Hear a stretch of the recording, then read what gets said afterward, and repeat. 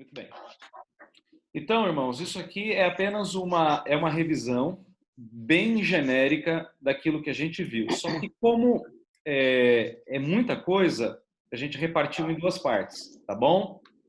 Então tem coisas que eu dei, tem coisas que outros deram, coisas que o Fábio também deu. Então a gente vai interagindo aí. Então a primeira coisa que a gente viu lá no início do ano passado, em janeiro, foi a revelação de Deus, né? E nós vimos então que a revelação de Deus, ela se dá de dois modos. Existe a revelação geral, que é aquela revelação através das coisas criadas, né? A criação de Deus. E ela é para todos os seres humanos. Todo homem na face da terra consegue compreender a revelação de Deus, nesse sentido genérico, né? A criação, o sol, a lua, as estrelas, toda criatura sabe disso. Mas também a revelação, ela se dá de maneira especial, que é através da palavra. E aqui nem todos conseguem, evidentemente, compreender, porque ela é especial mesmo. A menos que o Espírito, né? A menos que o Espírito abra o nosso entendimento, abra a nossa mente, a gente não consegue compreender a revelação de Deus. Então, a revelação geral, ela naturalmente nos conduz à revelação especial, porque ela nos mostra, ela nos fala que existe um Deus e esse Deus ele tem que ser conhecido e ele tem que ser adorado através da palavra dele.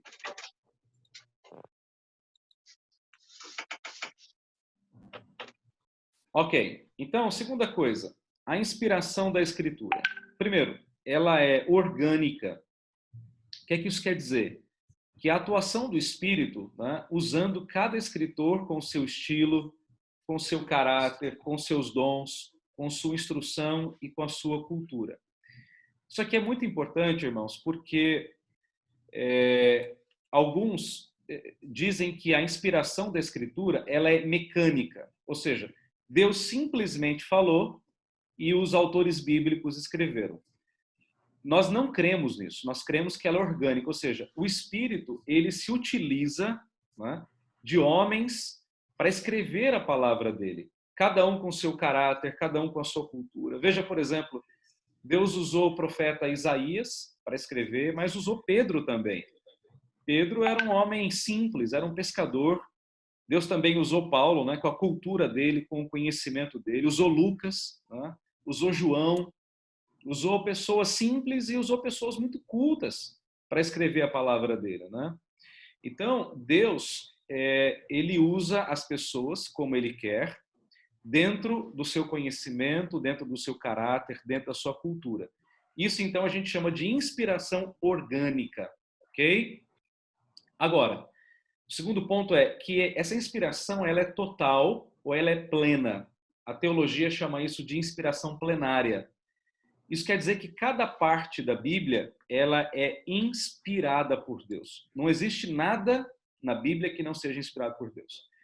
Eu até brinquei com vocês, acho que na quarta-feira passada, ou quarta-feira retrasada, que o teólogo liberal ele não crê na inspiração plenária. Ele crê que a Bíblia não é a palavra de Deus, mas contém a palavra de Deus.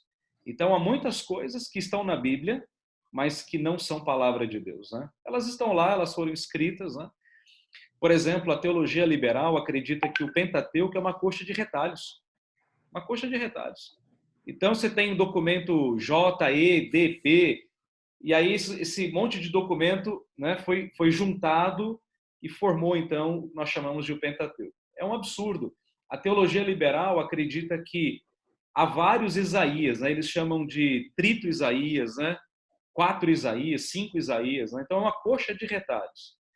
A teologia liberal, ela não acredita, por exemplo, nos milagres. Ela não acredita que Deus de fato tenha aberto o Mar Vermelho.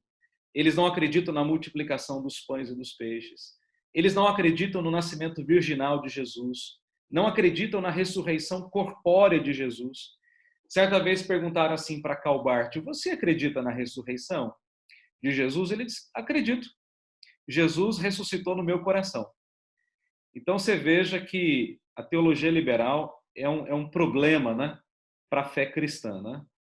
E a teologia liberal, ela traz consigo todo tipo de liberalismo, né, moral e ético. Então, nós cremos, na teologia reformada, que a inspiração da Bíblia é total, ela é plena, né, plenária. Por isso, nós cremos na suficiência das Escrituras. Bom, a doutrina, então, de Deus. Pulando, então, da doutrina das Escrituras para a doutrina de Deus. O que a gente tem aqui, então, sobre a pessoa de Deus? Deus, então, é puramente espírito. Deus, ele não tem corpo como nós, né? Jesus falou que Deus é espírito, importa que os seus adoradores o adorem em espírito e em verdade. Portanto, Deus, ele é pessoal, Deus, ele é racional e ele é autodeterminativo.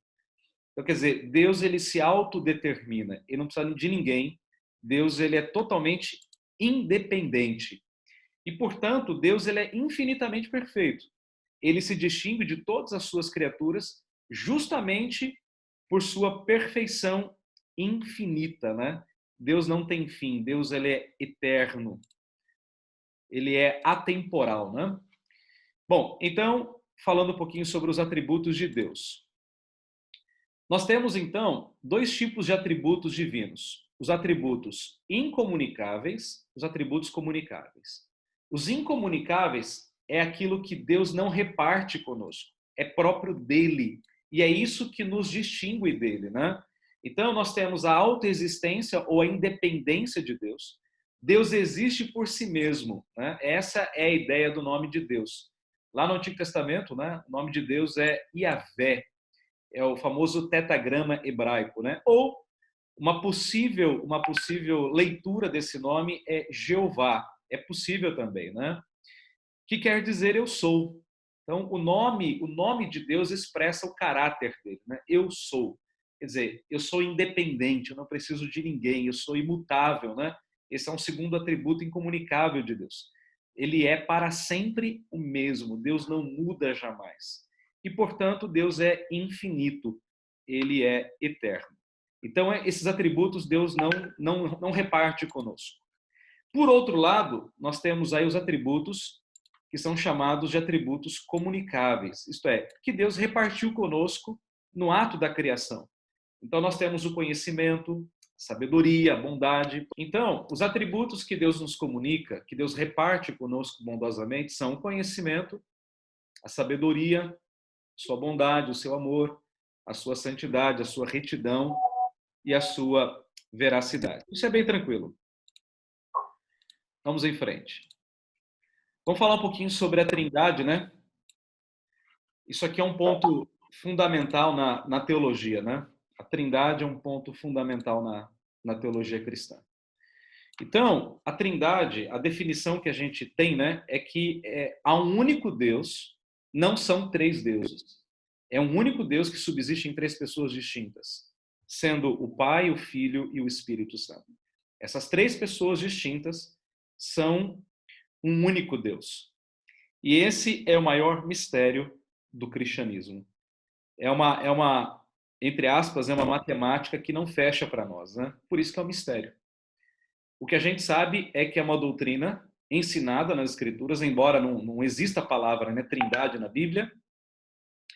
A expressão latina, né, Trindade, ela quer dizer três em um, né? Essa é a ideia. Então, na Trindade, todas as pessoas, elas são coiguais em onisciência, em onipotência e onipresença, né? Glória, força, honra, soberania, porém cada qual desempenha um papel principal. Olha que coisa interessante. Embora sejam três pessoas que formam ou que são um único Deus, cada pessoa, é o que a gente chama na teologia de a economia da Trindade ou a administração da Trindade, cada pessoa ela tem o seu papel na Trindade. Então, Deus o Pai, ele é o criador de todas as coisas. Veja lá, no princípio criou Deus os céus e a terra. Deus o Filho é o regenerador, é aquele que o Pai envia para restaurar, para recriar, para regenerar a sua criatura caída, a sua criação caída. E o Espírito, que é o Consolador. Então, Deus, ele cria todas as coisas, o homem cai, ele entra em pecado, Deus envia o Filho, o Filho dá vida, então, àqueles a quem o Pai elegeu, o Filho volta à presença do Pai e envia o Espírito para ser o nosso Paráclitos, o nosso Consolador. Então, o Pai cria, o Filho regenera e o Espírito, então, ele consola, ele nos faz lembrar as palavras de Deus. Os três, porém, operam conjuntamente. Então, o Filho, ele opera na criação, o Espírito opera na criação, o Pai opera na regeneração, o Espírito opera na regeneração, o Pai opera na consolação e o Filho opera na consolação. Então, os três trabalham em conjunto, mas cada qual com a sua função precípua, né, principal. Vamos falar um pouquinho sobre os decretos de Deus. Então, o decreto de Deus é o seu plano, né, ou o propósito eterno, no qual ele pré-ordenou todas as coisas que acontecem. Então, isso quer dizer que Deus, ele determinou o curso desse mundo. Isso aqui é muito importante, irmãos, porque existe hoje uma teologia, o Fábio vai me ajudar aí, chamada teologia relacional. Essa teologia é uma tristeza, ela é antibíblica, ela é uma desgraça, ela é demoníaca. Por quê? Porque essa teologia, ela diz que Deus, ele não sabe todas as coisas, que Deus não determina todas as coisas, e que, portanto, Deus está construindo o futuro a partir de uma relação com o ser humano. Por isso que é chamada de teologia relacional, né? Deus, ele não sabe. É o chamado também de teísmo aberto, tá certo? Sim. Então, irmãos, é uma teologia muito perigosa. E aqui eu vou precisar dar nome aos bois, tá? Eu não posso me furtar a isso. O principal expoente dessa teologia aqui no Brasil é um pastor chamado Ricardo Gondim. Eu sei que ele é muito respeitado no meio dele, ele tem o valor dele, e eu não estou julgando a pessoa do Ricardo Gondim. Estou apenas dizendo que ele é o grande expositor dessa doutrina da teologia relacional aqui no Brasil. Quando John Piper escreveu aquele livro, né, Cristo e o Coronavírus, John Piper, ele afirma que é Deus quem envia esse tipo de coisa ao mundo com um propósito bem definido. E o Ricardo Gondim diz que não, que Deus não é responsável por nada dessas coisas que acontecem. Inclusive, ele disse que Deus não tinha nada a ver com aquele grande atentado às Torres Gêmeas, né, nos Estados Unidos em 2001, né? 2001. 2001. Então, irmãos, a teologia reformada acredita que Deus, ele está no controle de todas as coisas, que nada foge à vontade dele. Por que Deus sabe todas as coisas? Porque Deus determinou todas as coisas de antemão. Então, é nisso que crê a teologia reformada. Pois não, Fábio? Só complementando essa questão da teologia relacional, né? Existe também um outro pastor eu acredito que hoje na internet ele tem mais fama do que o próprio Gondim, que é o Ed René. O Ed René.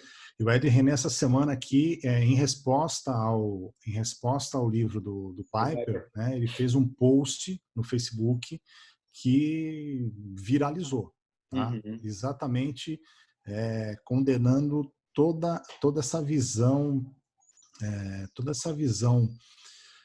reformada a respeito do tema, né? E até combatendo até alguns entendimentos bíblicos, né, sobre o assunto. Então, acho que isso é uma coisa importante a gente fazer, para os irmãos também tomarem muito cuidado, né? A gente está ficando muito em casa, está acessando muito a internet, né? E a gente precisa saber filtrar, né? É verdade, Fábio.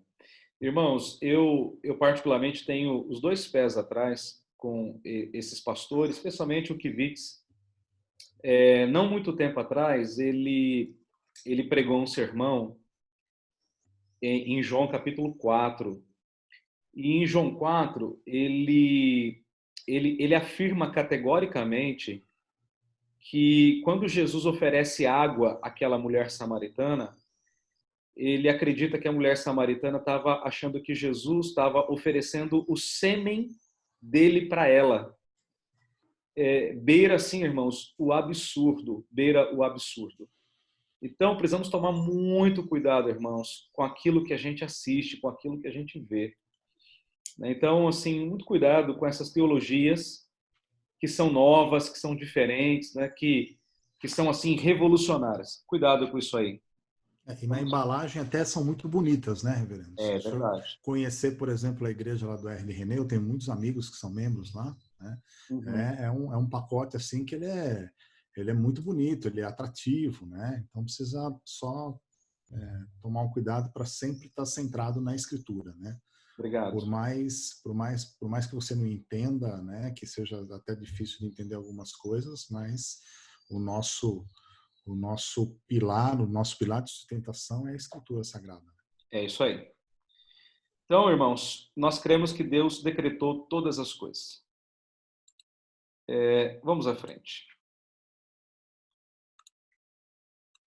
Então, os decretos de Deus são fundamentados em sua sabedoria eterna, portanto, são eternos. Eles são eficazes, porque Deus vai cumpri-los.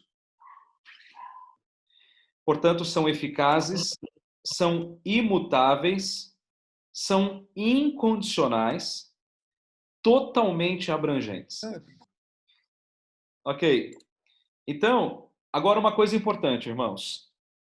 Com referência ao pecado, os decretos de Deus, eles são uma permissão. Isso aqui é fundamental, viu?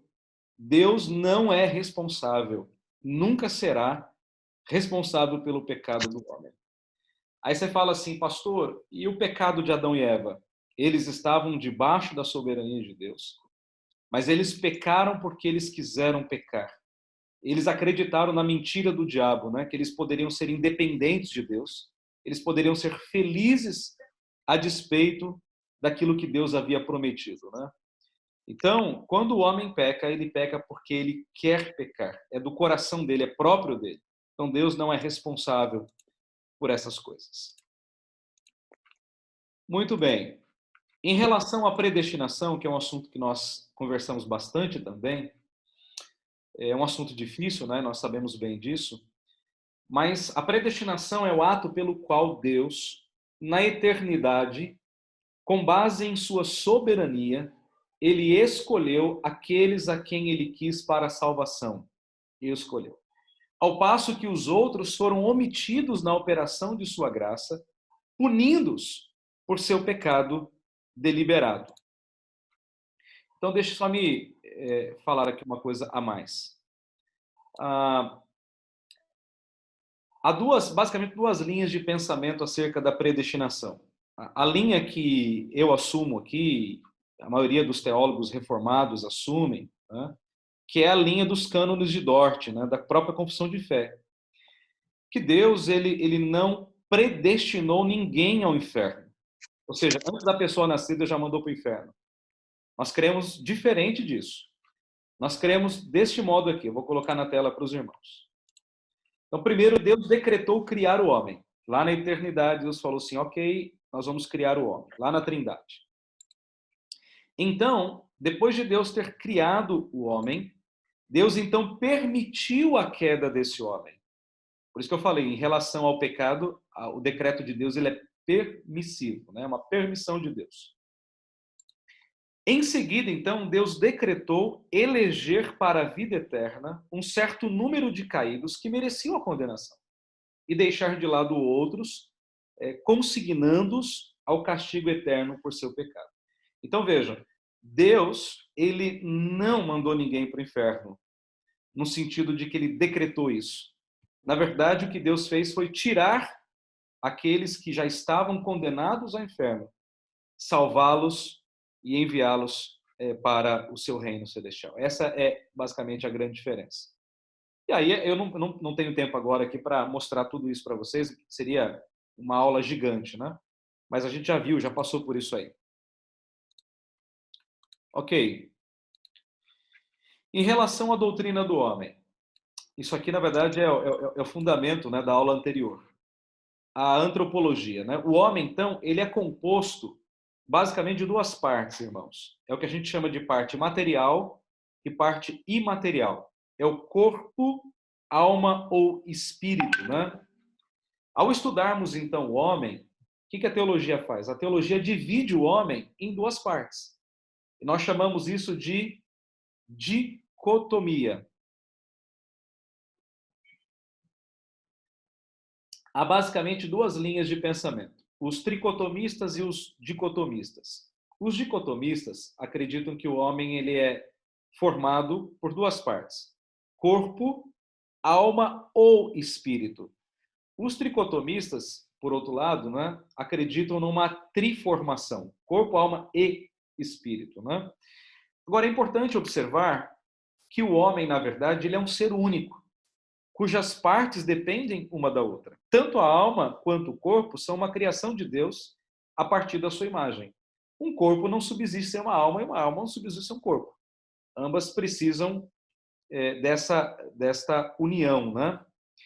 E aí eu sei que a Bíblia, em algumas passagens, fala assim, corpo, alma, espírito, né? Mas ali é uma questão de ênfase, não é uma questão de divisão, mas de ênfase. Nós já passamos por esse assunto aí. Bom, na sequência, a gente vai ver o homem no pacto das obras. Então, nessa relação pactual, Deus ele condicionou a perfeição e a felicidade futuras à obediência do homem. Então, nós chamamos isso, né, de aliança ou pacto das obras. Onde é que isso aconteceu? Lá no Éden, lá no paraíso. Deus criou o homem e a mulher, e disse para eles, olha, comam de tudo, menos do fruto da árvore do centro do jardim. Então, isso significa o quê? Que se vocês quiserem serem felizes e eternos, não toquem no fruto dessa árvore. Então, a felicidade deles, a vida eterna, estava condicionada à obediência deles à palavra de Deus. Né? E isso, então, é chamado de o pacto das obras. Quer dizer, uma aliança baseada naquilo que você faz, na sua obediência à palavra de Deus. Então, a promessa do pacto, ela foi a vida eterna. Ou seja, se você cumprir, você vai viver eternamente. A condição do pacto era, portanto, a obediência perfeita e incondicional. Então, se você obedecer, você vai ser feliz e você vai ser perfeito eternamente. E nós sabemos que a penalidade, portanto, era a morte, né? Essa era a penalidade. A morte física, a morte espiritual e a morte eterna. Essa era a penalidade. Em certo sentido, irmãos, o pacto ainda continua em vigor, ou seja, ainda permanece a exigência de obediência perfeita e a maldição e o castigo pronunciado sobre os transgressores ainda se aplicam a todos os que continuam no pecado. Então, de certo modo, o pacto ainda continua. É evidente que depois da queda, ninguém mais pode cumprir essa condição estabelecida. Adão e Eva podiam. Eles tinham essa possibilidade, porque eles foram criados em retidão. A partir do momento que entra a queda, o pecado no mundo, esse pacto ele é quebrado e esse pacto agora é colocado de lado, porque é impossível o homem cumpri-lo de maneira perfeita. Não é impossível. Então, é importante saber que a aliança das obras, ela foi abrogada, quer dizer, ela foi ultrapassada, colocada de lado como caminho ou meio indicado para se obter a vida eterna, porque como tal é incapaz depois da queda. Qual foi a grande discussão que Jesus tinha com os fariseus? Os irmãos se lembram? O que é que eles queriam fazer de fato? O que é que eles buscavam? Já que nós temos um tempo ilimitado, vamos usá-lo aí. O que é que os irmãos acham?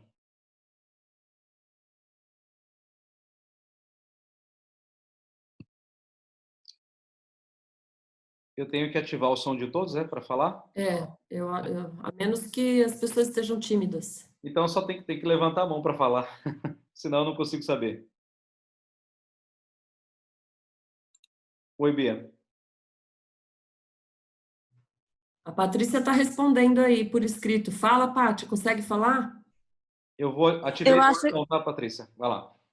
eu acho que eles buscavam justiça própria, né? Pelas obras deles, de Uhum. santidade, de piedade, autojustificação.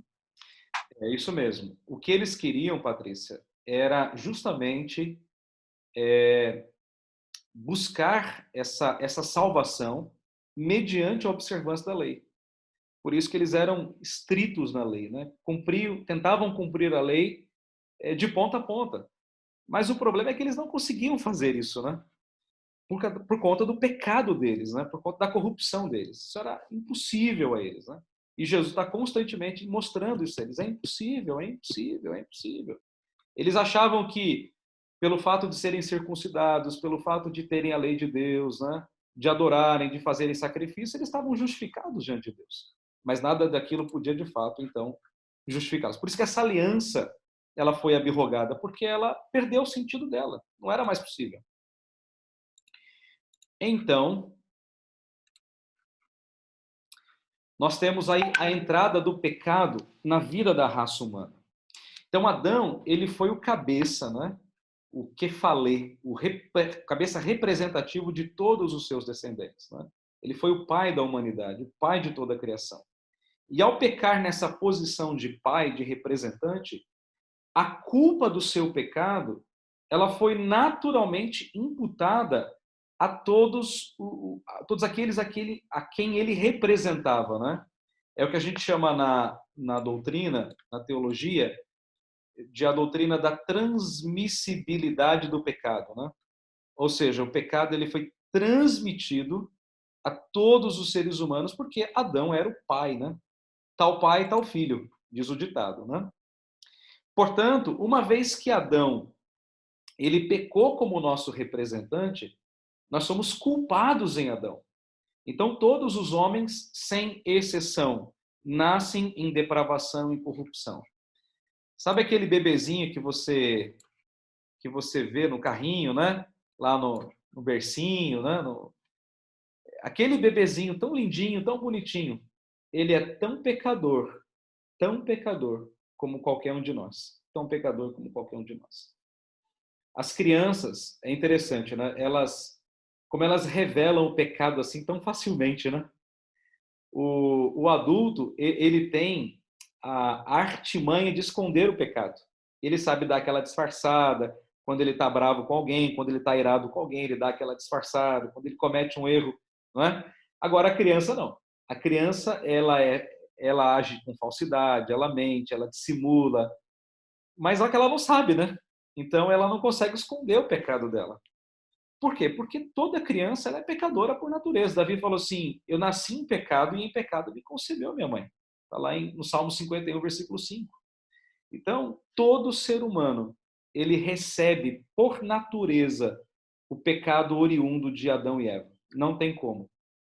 Não há como fugir disso. É o que nós chamamos de o pecado original, né? Nós já nascemos com esse item, né? No nosso pacote, né? O nosso pacote.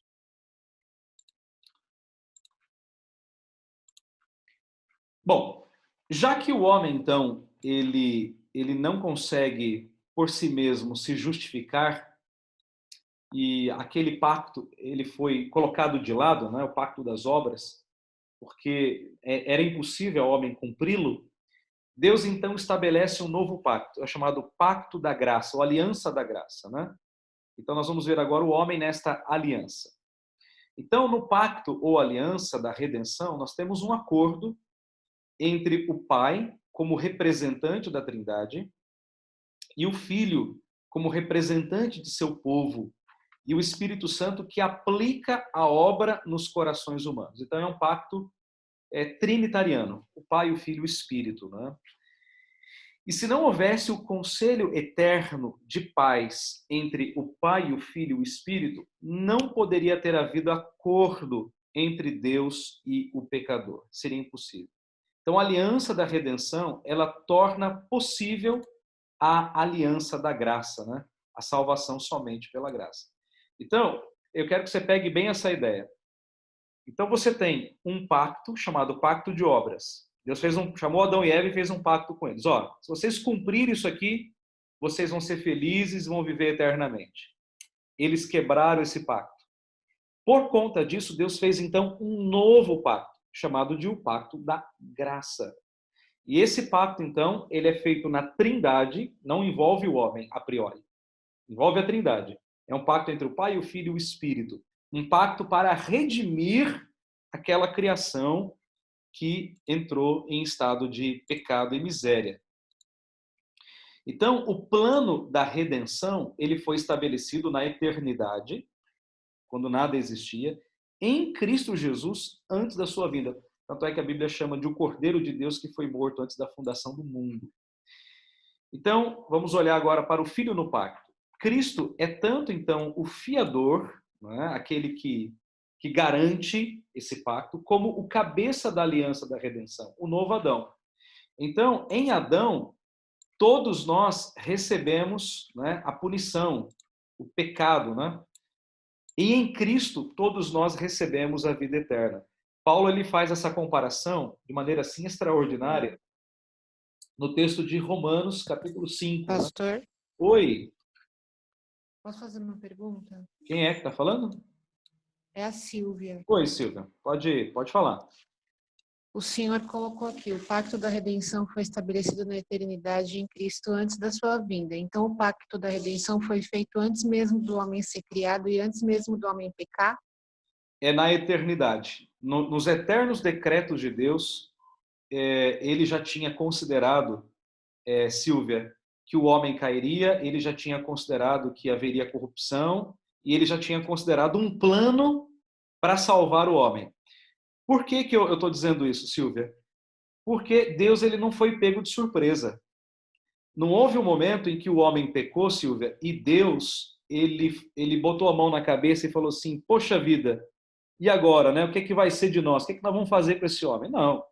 Deus ele já tinha tudo arquitetado. Lembre-se, Silvia, que Deus ele sabe todas as coisas porque Deus decreta todas as coisas. Então tá tudo debaixo do plano eterno de Deus. Nada pega Deus de surpresa. Deus não é que nem a gente não, né? Por exemplo, no meu plano estava tudo certo que o Zoom funcionaria 10 para as 10. Tudo ok, tudo certo.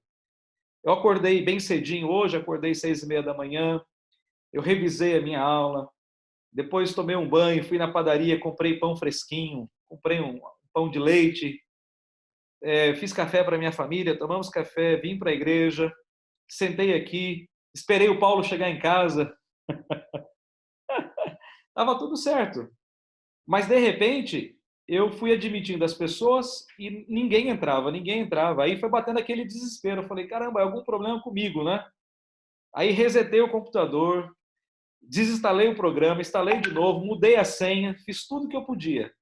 Mas o fato é, Silvia, que eu fui pego de surpresa. Não estava nos meus planos que esse negócio não daria certo. Como fomos pego agora de surpresa, né, Fábio? A gente não imaginava que o Zoom nos desse um presente, um tempo ilimitado, né? A gente estava imaginando que a aula ia acabar aos 40. O fato é, Silvia, que... Não foi o Zoom não, pastor, foi Deus. Então, foi Deus, é verdade. É porque lá na eternidade Deus já tinha provido tudo, né? Até o Zoom para nós hoje. Então, Silvia, Deus nunca é pego de surpresa. Para Deus tudo já existe de antemão, tudo já está decretado de antemão. Acho que deu para entender, né? Deus sim, obrigada, Deus abençoe. Amém, Silvia, amém. Bom, então, para Cristo, olha aí que coisa interessante, irmãos. Para Cristo... fala, Patrícia, está com a mão levantada, fala. Pastor, Oi. não é só para me entender, ficar bem claro. Não é só que Deus ele vê o futuro, mas ele determina o futuro. Não é só aquela coisa que alguns dizem assim: mas Deus ele determinou os que seriam salvos, porque ele já viu o futuro dos que aceitariam a salvação. Não, é que Deus realmente determina o futuro, os acontecimentos. Não só que ele prevê, né? Deus, Patrícia, ele sabe todas as coisas, porque Deus determina todas as coisas. Tá? Então, a base do conhecimento de Deus é a sua autodeterminação. Tá certo? Deus sabe porque ele determina. É interessante isso, né? Porque se Deus, ele apenas soubesse de antemão, Deus então, ele deixaria de ser Deus, porque ele não determinaria nada. Aí nós voltaríamos, né, Fábio, para a teologia relacional, né? Deus sabe, mas ele não pode intervir. Ele não pode adentrar na história, ele não pode mudar a história. Ele apenas constrói a história com o ser humano. Isso é um erro, né? É um erro total. E aí a Bíblia mostra que Deus está sempre dirigindo todas as coisas. Sempre, sempre, sempre. Ok. Então, para Cristo, a aliança, irmãos, ela foi um pacto de obras. Por quê?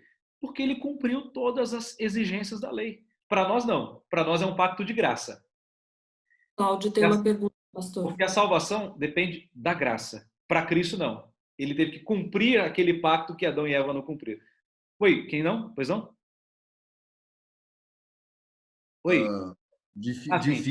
Difícil. Eu fiz sutilmente meu dedinho para cima e logo baixei, mas a Beatriz viu. É uma esposa bem atenta. Tô atento. Sou uma secretária eficiente. Aqui é um olho no Zoom. Sabe quanto? É bem atenta. É um olho no Zoom, outro olho no marido, meu amigo. No marido não dá, pastor, porque ele fica em outra listinha aqui de fotos, mas às vezes eu ando um pouquinho e pego. É isso aí. O senhor comentou agora sobre a determinação, na qual eu concordo. Mas eu estava pensando aqui numa informação que o senhor passou anteriormente, que é bastante difícil quanto à eleição.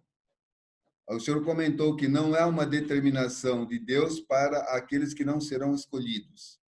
Mas aí, por isso que bate, às vezes, assim, não que eu discorde disto, do que o senhor informou, mas quando a gente avalia o todo, na frase, por exemplo, que o senhor expôs, você fala, peraí, por que então ele determina, ele conhece tudo, e quanto à eleição, ele não determinou aqueles que não serão escolhidos e estarão no castigo eterno? Entende toda essa dinâmica aqui? Uhum. Presbítero, não é que Deus não determinou. Tudo está determinado por Deus. Inclusive aqueles que se perdem. Mas o que eu quero dizer é que, em última análise, a responsabilidade daqueles que serão condenados no inferno é deles mesmos. Entende? Então, Deus condena o homem? Sim, ele condena o homem pela justiça dele, né? Mas qual é a base dessa condenação? O pecado do homem. Então, Deus o condena porque ele pecou, porque ele rejeitou a Deus, né? Então, Deus ele não tem compromisso em salvar ninguém. Essa é a grande verdade. O que Deus faz é salvar aqueles a quem ele quer salvar. Escolher e tirar do inferno aqueles a quem ele quer. É claro, de outro lado você fala assim, tá, mas então Deus também, aqueles a quem ele não tirou, ele também determinou que estivessem lá. É verdade. Mas a base dessa determinação é o pecado do homem. Certo?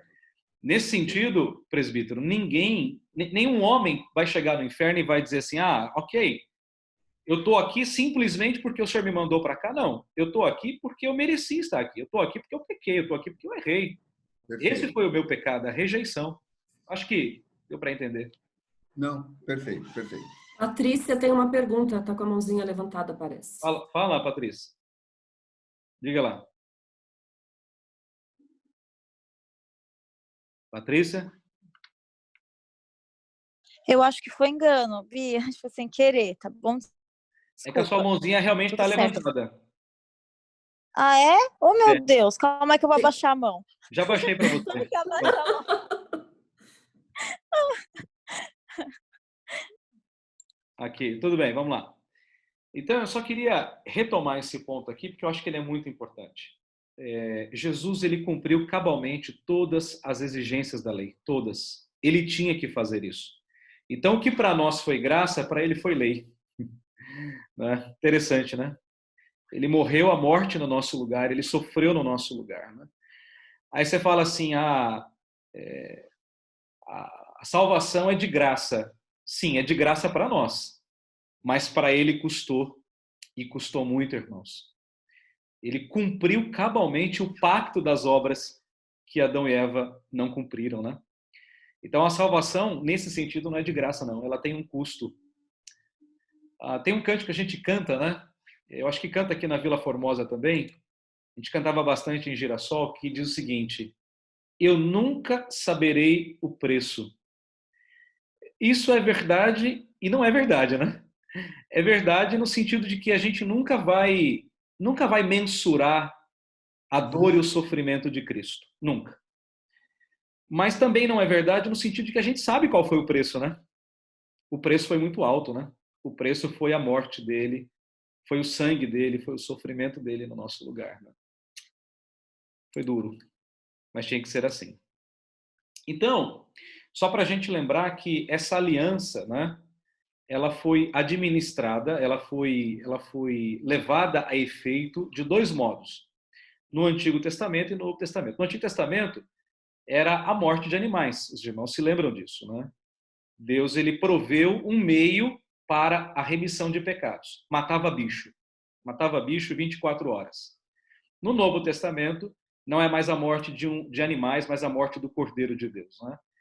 No Antigo Testamento, essa aliança, ela era revelada de maneira assim, visual, né? De fato visual, através da circuncisão, através da Páscoa, e no Novo Testamento nos vem através da ceia e através do batismo cristão.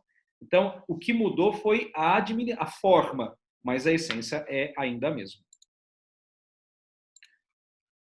Vamos em frente aqui. Estamos quase acabando, irmãos.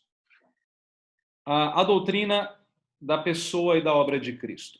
Essa aula aqui, quem deu foi o Fábio. Eu não sei se o Fábio quer comentar. Fábio, você quer comentar os tópicos? Acho que você pode ir dando,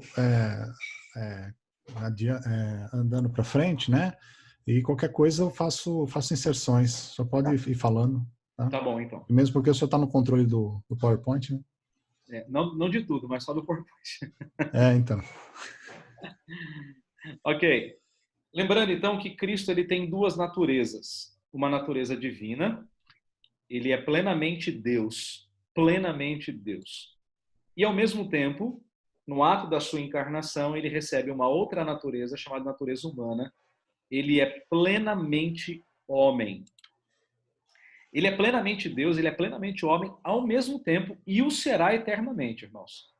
Quando nós formos ao céu, quando Cristo vier nos buscar, nós veremos Cristo nas suas duas naturezas, humana e divina. E nós não podemos separar essas duas naturezas, né? Como aquelas falsas doutrinas lá dos primeiros séculos da igreja, né? O sabelianismo, o nestorianismo, aquelas coisas todas, né? Que separavam. Agora,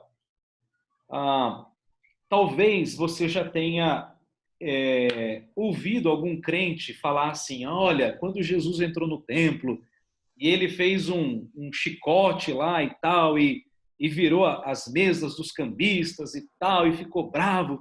Aí as pessoas costumam dizer assim: não, mas ali ele era homem. E quando ele fazia um milagre, alguém diz: ah, mas ali era Deus, né? Ele sabia disso porque ele era Deus. É isso que nós não podemos fazer.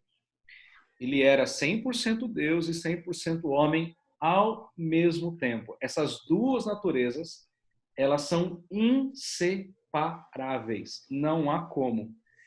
E é tão inseparável que as duas naturezas, elas se comunicam entre si. A natureza divina, ela se comunica com a natureza humana e vice-versa. Então, por exemplo, quando Jesus ele está conversando com seus discípulos e os fariseus estão ali, né, cochichando e tal, não sei o quê, e ele fala assim: por que vocês estão aí arrazoando em vossos corações? Quer dizer, o conhecimento divino dele transmite conhecimento à natureza humana dele, né? Essas duas naturezas, elas se interagem, por assim dizer, ok? É por isso que Jesus faz o que ele pode fazer, por conta disso. Pastor? Oi? Só para entender melhor, eu concordo plenamente, mas, por exemplo, quando Jesus estava sendo pregado no madeiro, pagando o preço do nosso pecado, ali ele estava usando a sua natureza humana para pagar o preço do pecado e não a sua natureza divina, embora ambas estivessem, ele compõe ambas as naturezas. Porque não teve que ser um filho de Adão, uma descendente da mulher, homem, para pagar o preço do homem? Então, presbítero, ali na cruz, ele Isso é um exemplo, tá? Não, sim. Ali na cruz, ele continuava sendo Deus e continuava sendo homem. Perfeito, mas quem estava pagando o preço do pecado não era o divino, era o homem. Os Não é dois. isso? Os dois, né? Os A dois. gente não pode separar as naturezas de Cristo em qualquer momento, porque senão a gente vai acabar concordando, por exemplo, com teologias pentecostais, né, que dizem que a natureza divina de Cristo só foi atribuída a partir do momento do batismo dele com o Espírito Santo, que na verdade Jesus era um homem, tá, que foi assim munido do Espírito de Deus na sua existência. Né? Perfeito. Então, para entendimento apenas, eu concordo com isso, não tem menor problemas quanto a isso. Mas quando a gente pega algumas passagens que, entre aspas, dão uma certa limitação, como é que a gente pode entender? Nós trabalhamos, acho que algumas semanas, sobre quando Jesus foi indagado e ele disse, não, isso quem sabe a vinda do homem é somente o Pai. Eu não sei, em outras palavras. Uhum. Então, como Deus, ele sabe sim. Ele sabe quando será a vinda. Mas ele deu a resposta como, não, eu não sei. Nem os anjos sabem. Uhum. Então, eu entendo isso como ele dando uma resposta enquanto homem, não divino. Porque Deus, Jesus divino, ele sabe quando ele vai voltar. Uhum. Não é isso? Uhum. Presbítero, a essa pergunta eu respondi já para a Bia, quando eu estava acompanhando a aula, eu estava acho que em Ourinhos, eu acho, não me recordo, e ela me fez a pergunta. Aliás, eu não estava acompanhando a aula, ela me fez a pergunta. Eu respondo da seguinte maneira. Naquela passagem de Mateus 24, quando ele diz assim, acerca da vinda do Filho, ninguém o sabe, nem o Filho, nem os anjos, senão o Pai. Eu entendo que o que ele estava fazendo ali era se limitando à sua natureza humana. Isso, Então, esse é o meu ponto. não é que ele não podia saber, ele não quis saber. Mas ali ele era Deus e era homem. Perfeito, mas ele se limitou à natureza humana. É sobre esse aspecto que eu estou Sim, falando agora. mas veja, não é que ali ele foi só humano. Não, perfeito. Isso, Perfeito. ele se limitou à natureza humana. Na cruz do Calvário, quem está ali pregado é o Deus homem. Por que é o Deus homem? Porque somente Deus é capaz de cumprir a própria lei de Deus. E somente o homem é capaz de morrer no lugar do homem. Então, quem estava pregado ali era o Deus homem. Tanto é que ele fala assim, Deus meu, por que me desamparaste? Exato. Ou seja, é um mistério. Como é que Deus, o Pai, desamparou Deus, o Filho? Eu não sei. Mas quem estava ali na cruz era o Pai e era o Filho. Porque, aliás, o Pai era o Deus homem e o Deus, a natureza divina e a natureza humana. Ambas estavam juntas ali na cruz. Porque só as duas naturezas poderiam cumprir perfeitamente, tanto a lei quanto a morte. Então, é aquilo que o Fábio falou, a gente não pode separar essas duas coisas. Jamais. Se Cristo tivesse ali, presbítero, apenas como um homem, eu não tenho nenhuma dúvida de que ele teria descido da cruz. Ele teria dito, isso aqui é insuportável, não dá para mim. Mas a natureza divina o sustenta na sua natureza humana. É assim que eu vejo. Ok. Mais uma pergunta? Obrigado. Podemos seguir aqui para acabar? Sim. Ok. Então, ele tinha que ser Deus para cumprir a sua própria lei e tinha que ser homem para morrer no lugar dos homens. E aí então vem os estados de Cristo, né? Aqueles 3 estados que o Fábio falou conosco, né, naquelas aulas anteriores. O estado de humilhação. Cristo então ele deixa a sua glória para assumir a natureza na forma de servo. Encarnação, sofrimento, morte, sepultamento e descida ao Hades. As agonias do próprio inferno. O seu estado de exaltação, a sua exaltação também foi a sua glorificação, ressurreição, ascensão, entronização e volta física. E depois os ofícios de Cristo, né? O ofício profético, ele comunicando a palavra de Deus aos homens. O ofício sacerdotal, ele representa o homem junto a Deus. E o seu ofício real, ele reina eternamente sobre tudo e sobre todos. É importante dizer, meus irmãos, que ele continua desempenhando esses 3 ofícios. Ele continua desempenhando o papel profético através da palavra, ele continua desempenhando o ofício sacerdotal, intercedendo por nós junto ao Pai, e ele continua desempenhando o seu ofício real, isto é, reinando absolutamente. Não é como os pré-milenistas que acreditam que Jesus ainda vai reinar. Não. Tem aquele cântico antigo que dizia reinará. Não, ele já reina. Não é que ele vai reinar. Ele sempre reinou e ele continua reinando e vai reinar eternamente. Nós vamos parar aqui. Quando a gente usa aquele jargão teológico, né, a respeito do reino, né, o já, mas ainda não, é exatamente essa ideia que a gente tem que ter. Né? Muitas vezes a gente acaba usando o que a gente ouve na igreja, mas não para pensar na profundidade e o que tem de teologia por trás daquilo. Né? Por isso que a gente não pode concordar, por exemplo, com a visão pré-milenista, né, que acredita num reino futuro de Cristo. Futuro. O Cristo já governa hoje a partir dos céus, tá? Tendo como grande colaborador desse reino a própria igreja, a igreja estabelecida nesse plano. Perfeito. Alguma colocação que os irmãos queiram fazer? Só levantar a mãozinha. Senão nós vamos encerrar aqui, porque senão a gente vai muito longe. Pastor, eu vou atrapalhar o churrasco de vocês.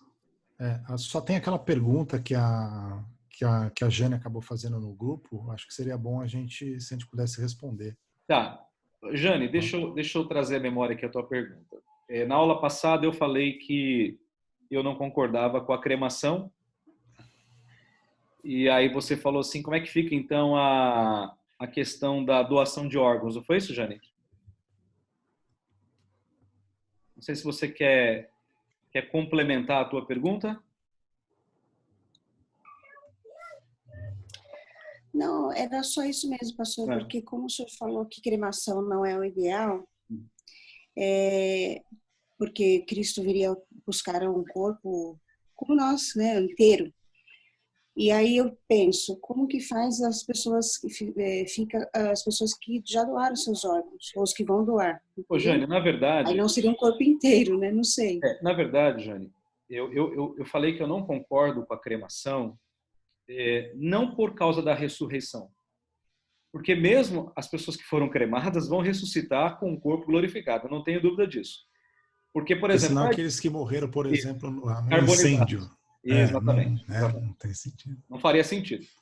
Eu não concordo com o ritual da cremação, Jane, por causa da origem dele. Ele tem uma origem pagã. A ideia na filosofia grega, na filosofia antiga, é que o fogo ele é um elemento purificador. Então, a ideia é assim, você tem uma alma que é pura dentro de uma matéria que é má. Então, para você libertar a alma, você tem que queimar essa matéria. O fogo ele é purificador. Então, a origem da cremação é uma origem pagã. Então, eu não vejo a Bíblia em lugar nenhum incentivando ou determinando ou mesmo exemplificando a cremação. Eu sei que no fim, Jane, todo mundo vai para o pó, seja o cremado, até a gente que vai ser enterrado normalmente, no meu caso, por exemplo, eu quero ser enterrado na terra normalmente, sem nenhuma dificuldade. Eu também vou ao pó como alguém que foi cremado. A cremação só antecipa o ser pó. Na prática é só isso. Mas a minha questão é uma questão de origem. É uma questão de origem. Para mim, a cremação é uma questão pagã. E muitas vezes o crente não sabe disso. Fala, Fábio. Essa questão do pó, eu tinha um professor lá no mestrado que ele chamava atenção para uma coisa interessante, né? Ali nas escrituras, quando fala que o homem voltará ao pó, né?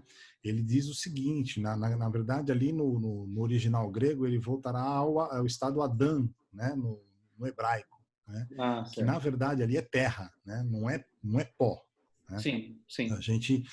Então a gente precisa fazer uma diferenciação entre questão de terra, né, e cinza, né, que são duas coisas totalmente diferentes. Né? De novo, né, a gente não é que a gente acredita que as pessoas que foram cremadas ou as pessoas que por acaso morreram carbonizadas não serão ressuscitados, não terão um novo corpo, porque a Escritura diz que todos ressuscitarão, sejam crentes, sejam ímpios. Né? Então, de alguma maneira, Deus vai fazer nesse sentido. Né? Mas eu concordo com o senhor que o padrão bíblico também ele não nos permite pensar um pouco diferente nesse sentido. Né? Por isso que eu também eu sou uma pessoa que eu penso que se você puder, que você seja enterrado, não cremado. Gente, a Vila Formosa, o cemitério está aqui do lado. Para quem ir na Vila Alpina? É verdade. Sobre isso aí, pastor, sinceramente, assim, eu entendo, mas eu não vejo particularmente uma diferença entre um ou outro. Isso para mim, sinceramente, eu entendo apenas como opção. Porque, como foi dito, existem aqueles que são enterrados, existem aqueles que são carbonizados, existem aqueles que morrem em mar e, enfim, não volta mais no mar. Eu acho que eu concordo com o senhor no que diz respeito à base disso. Se eu for fazê-lo pensando num ritual pagão, eu concordo que isso é pecado. Purificação do corpo, e tem que cremar para purificar o corpo, eu concordo que isso é pecado. Mas, ao mesmo passo que, como a gente fala, que a Bíblia não omite, ela não fala não pode ser cremado, por exemplo. Quer dizer, eu entendo dessa forma, né? Então, eu para mim, entendo ser uma opção. Não que eu ache que deva ser cremado, nunca pensei sobre esse assunto. Nunca discuti isso, que eu quero ser cremado ou quero ser enterrado, nunca discuti. O fato é que eu vou morrer, a forma que eu vou voltar para o pó ou para a terra, tanto faz. Já acabou meu tempo aqui. Então, mas só conceitualmente falando, se alguém me perguntasse sobre é errado ser cremado, a Bíblia condenando a cremação, a Bíblia condena a cremação, então é errado.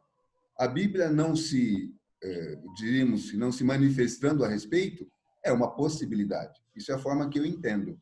Eu concordo, eu respeito o teu ponto de vista no que diz respeito à origem. Mas, sinceramente, se eu fosse cremado, se eu decidisse em algum momento a cremação, não seria por uma forma pagã, seria por uma mera opção. Eu acho que cada pessoa vai ter que pensar acerca disso, né? Na vida, ou a família vai ter que pensar depois da morte dele. Eu, particularmente, eu acredito que o padrão bíblico é o padrão do sepultamento. Até porque, presbítero, veja você que os judeus eles tinham um cuidado muito grande com o corpo, muito grande. Tanto é que Maria e as mulheres foram ao túmulo, né, para cuidar do corpo de Jesus, porque isso era uma tradição judaica. Esse cuidado com o zelo que eles tinham com o corpo. Né? É por isso que o católico ele rapidamente ele vela para enterrar, porque ele tem esse cuidado e tal, essa coisa toda. Então, embora a Bíblia não condene, a Bíblia também não apoia, né? Então o argumento ele corta dos dois lados, né? Ele corta aqui e corta lá. Só que assim, eu não posso pensar o que a Bíblia não condena, eu tenho que pensar assim no que a Bíblia indica. Esse é o nosso padrão. É o princípio regulador, né, Reverendo? É o princípio regulador. Por exemplo, a Bíblia não fala que eu não posso usar vela no culto, mas nem por isso eu uso. Então eu faço aquilo que a Bíblia ela me autoriza a fazer, aquilo que ela indica eu fazer, ou aquilo que ela, por exemplo, ela me dá como indicação, né? Eu concordo, mas nesse exemplo a gente está trabalhando com usos e costumes de época. Como muitos que eram, não é hoje em dia. Mas veja, não quero defender aqui cremação, pelo amor de Deus. Apenas estou conversando a respeito, porque lá é óbvio que a gente tem relatos de uma época, usos e costumes de uma determinada época, que alguns deles não é usado hoje em dia também. Então, é só nessa linha, entendeu?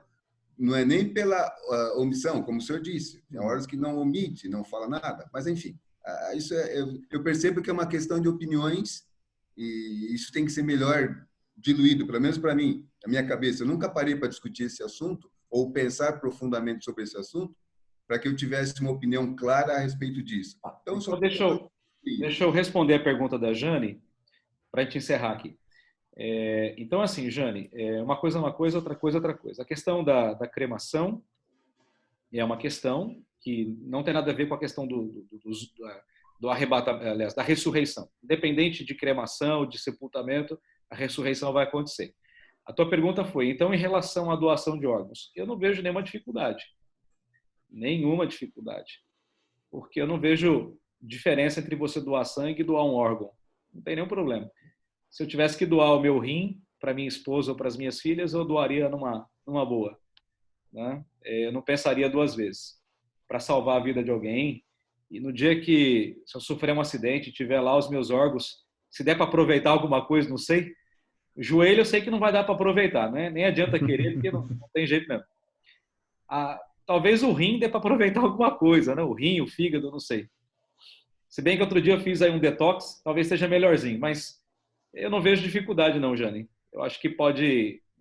Não vejo nenhum empecilho para isso, não. Jesus nos deu o sangue dele de modo vicário, né? Eu não tenho dificuldade em doar nada, nem sangue, nenhuma parte do meu corpo, não. Se for possível utilizar, utiliza e que seja uma bênção. Eu não quero esticar muito, pastor, mas depois o senhor pode até responder no privado. Porque os testemunhos de Jeová, eles não são a favor, né, da doação de órgãos nem de sangue. Não são.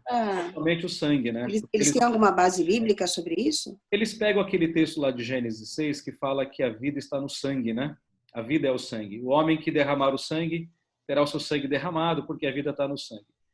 Então, em certo sentido, de fato, a vida está no sangue. Se você tirar o sangue, a pessoa morre.